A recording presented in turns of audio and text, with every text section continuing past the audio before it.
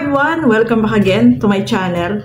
So mga kasukay, mga kalingap, sobrang nakakabahala po itong kalagayan ng isang kalingap angel na walang iba kundi si Buhangin Girl. So talagang nakapag-alala, no? Siyempre, dahil may gustong pumasok sa loob ng bahay nila, mga kalingap. So pag-uusapan po natin sa video na ito, pero bago natin simulan yan, huwag niyo pong kakalimutan mag-subscribe, Val Santos Matubang, Kalingap Rob at Edna Vlogs. At syempre, supportahan po natin yung mga kasama ko sa Caraba, Teacher N, Sis Angie Vlog, Angie De Vera Vlog, Angie De Vera Vlog, Kuya Nolly Vlog, Darlene Vlog, at syempre ang inyong lingkod, Gandang Emmy. Sa mga hindi pa po nakapag-subscribe, please subscribe and please hit the notification bell para lagi po kayong updated sa aking mga ina-upload na mga reaction video. So eto, alamin po natin ano ba yung sitwasyon nitong isang kalingap angel natin. Tara, panoorin po natin ang video na ito.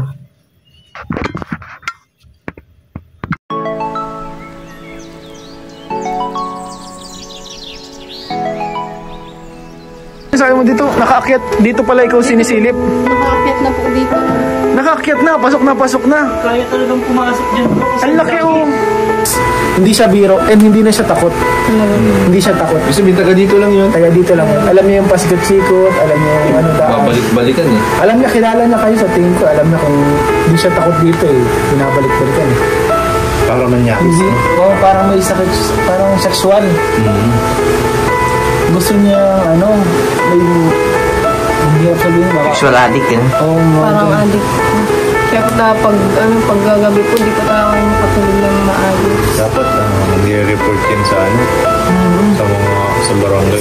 Kailan po ang ano nila, oh. Ito, tanggal na. Ito pa, tanggal na. Paano mo papasukin ko? Oo, ito, ang isa mo. O wala kaya repair pa. Ito po, tinanggal din po yan. Ay, Tinaggal yan nila? Opo. kaya mo, oh. Ito ang ano to? Self-defense? Self-defense. Pang-unlock. Lahat ang lock. Pwede rin self-defense. Hindi yung gamitin sa iyo yan. Ang bilis lang nito matanggal kasi pwedeng isipin yung kamay niya dyan. Ay, Kuya, kinitkit daw yun, no? grabe po. Alin po? Ito po. Delikado talaga kayo dito. So eto na nga, no, mga kasukay, mga kalingap. Sobrang nakakatakot, no? Especially etong magkakapatid na sila Kayla ay puro babae dito sa kanilang bahay. So talagang delikado po, no, mga kalingap, kasi muntik na daw na ayun, nakapasok na, hindi lang muntik, nakapasok na doon sa ano nila, sa bintana nila yung masamang isang lalaki, no? Ano yung balak nilang gawin? So, nakaka-delikado po, no, mga kalingap. Tapos yung pintuan pa nila ay yung pintuan na madaling sirain. Tapos yung bintana nga, wala na rin lock. So, talagang hindi ka makakatulog ng maayos nun. Sabi nga nila, siguro nag-aanuhan sila, nagbabantay, no? Nagpapalitan sila. Especially, ang sobrang nakakatakot daw yung mga bandang alas 12. Mga gano'n na oras pa, ano na, yung paumaga na. So, delikado po, no, mga kalingap. Especially, puro babae sila. Alam nung na pumapasok doon yung nanduloob sa kanila na puro babae nga sila. Tapos, dalawa pa yung lalaki. Talagang delikado. So, na-report na naman daw nila sa barangay. Kaso nga, ang sabi ng barangay is hindi sila maaaring bantayan ng 24 hours kasi limitado lang din yung oras na pagbabantay nila, yung pagro-ronda, no, mga kalingap.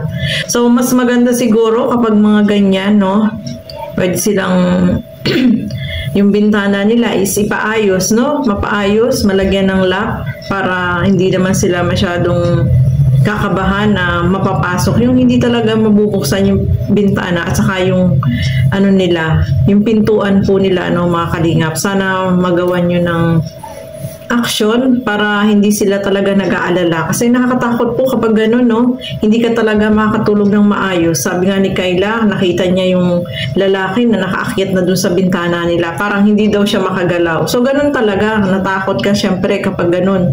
So, anong magagawa mo? Makapanlaban ka pa ba? Eh, alam natin, pag mga lalaking ganyan, malalakas yan.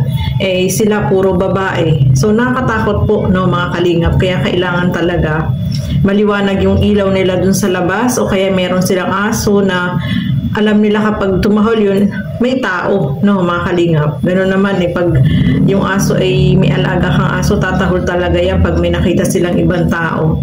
So, magigising ka.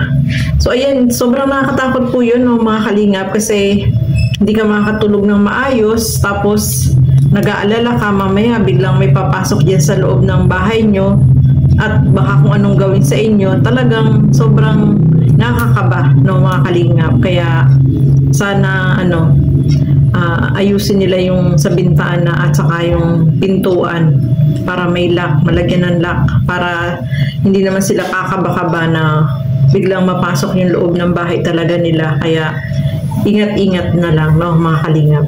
So, ayan po, no. Nakita naman natin si Kayla ay talagang sabi niya hindi siya masyado nakakatulog. Talagang napupuyat sila kasi nga nagbabantay rin sila. Baka mamaya biglang pumasok yon. Ay naku, nakakatakot po talaga kapag ganun, mga kalingap. Ano yung motibo ng dalawang lalaki na yun? Bakit nagpupumilit silang pumasok doon sa loob ng bahay nila? So meron silang gustong gawin, no, na sobrang nakakatakot, no, mga kalingap. Kaya dapat lagi sila mag-iingat at siguraduhin nila na talagang yung bintana ay hindi na mabubuksan, tapos yung pintuan ay talagang nakalock, no. So sana ay maayos yung kanilang bintana at saka yung pintuan, mga kalingap. So ayan po, no, maraming salamat po sa inyong walang sawang panonood at pagsuporta dito sa aking mga ginagawang reaction video. No, suportahan po natin lahat ng mga Kalingap partners, Kalingap reactors, at ang inyong lingkod, Gandang Emmy. Sa mga hindi pa po nakapag-subscribe, please subscribe and please hit the notification bell para lagi po kayong updated sa aking mga ina-upload na mga reaction video. So hanggang dito na lamang po muna. Keep safe everyone. Thank you for watching. Mabuhay po tayong lahat. Bye-bye!